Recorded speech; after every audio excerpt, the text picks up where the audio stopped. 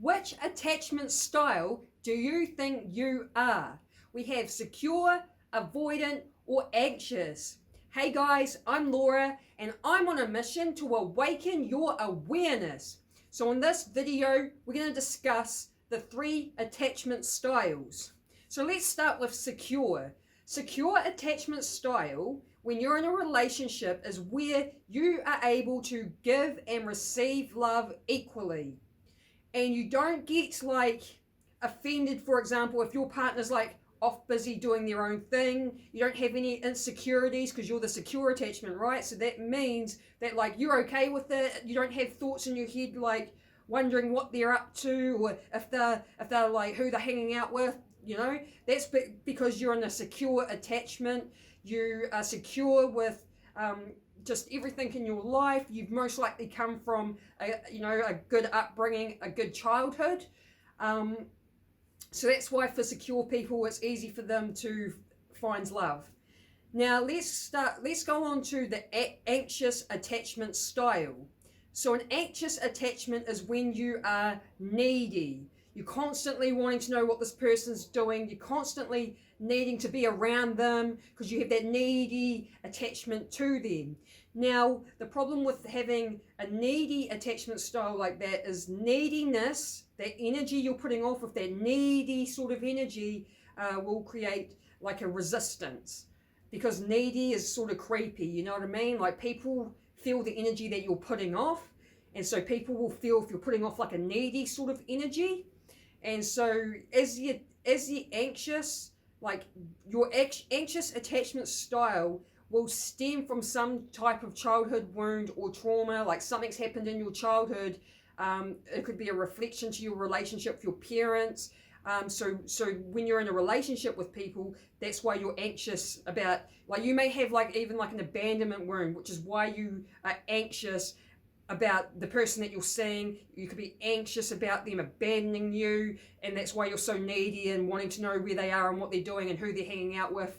So the good news is if you are an anxious attachment style person, you don't have to stay like that. You don't have to stay there. You can do the work on yourself, because your identity is flexible. So you can do the work on yourself so you can move into more of a secure attachment style.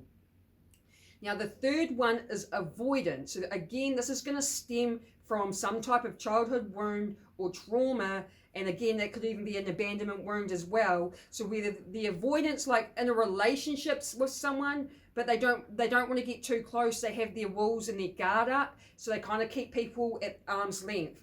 And it's almost like you're afraid of getting too close because you've had some sort of trust broken there in your past. So you don't fully trust, which is why you're sort of keeping them like, you know, at an arm's length, at a distance, and it's a way of you to protect yourself by like having these walls up, right? So both, like if you're secure, then you obviously have had a good childhood and you're just one of those people that, you know, you find it easy to attract love. It's no issue for you. And then if you're like people like me, who is either anxious or avoidant because of some type of childhood traumas, it just means that like we kind of need to do the work on ourselves so we can show up in a more healthy way in a relationship. So like I said, your identity is flexible. You don't have to stay in these types of attachments in your relationship. Now, I did a 3-week course. It was a free course where I learned about these attachment styles, and we were able to do a test. So like you may be able to Google a test online to figure out what your attachment style is like. So the thing is though, is when I did the test, I scored as an anxious attachment style. And I thought, that's a bit interesting, because I know that in my relationship before I did that test, I was the avoidant and my ex was the anxious. So he was very quite, needy and like needing to keep his tabs on me all the time. And not that I even like hardly even went anywhere. He was quite an abusive, toxic, narcissistic person who kind of isolated me, and had the anxious attachment style of like just too needy. And that, I feel like his attachment style, the way he was showing up, was kind of like I was in the avoidant. So I was sort of like, I scored anxious on the test, but in that relationship, I was the avoidant. So I feel like there is a chance that you can change and shift depending on who you're in the relationship with or how they're showing up. So as the avoidant, I was kind of trying to keep a bit of a distance because he was so needy and like always wanting to like keep tabs on me. Like, for an example, this was quite creepy. I thought it was a bit creepy. Like one day I left my house to go somewhere, go run an errand, and he worked just at the petrol station, and I drove past the petrol station, and as soon as I drove past, like literally I had a text straight away from him like, where are you going? Like always wanting to keep the tabs on me and like keep me under control sort of thing. Now that displays him being in the anxious attachment, and then I feel like, yeah, because he was like that, I was in the avoidant. So again, I think that they could change. The good news is we can do the work on ourselves to move into the more secure attachment style. Now, when it comes to dating people with these different attachment styles, it's like a secure and an avoidant person will work. A secure and an anxious person will work. A secure and a secure person will work.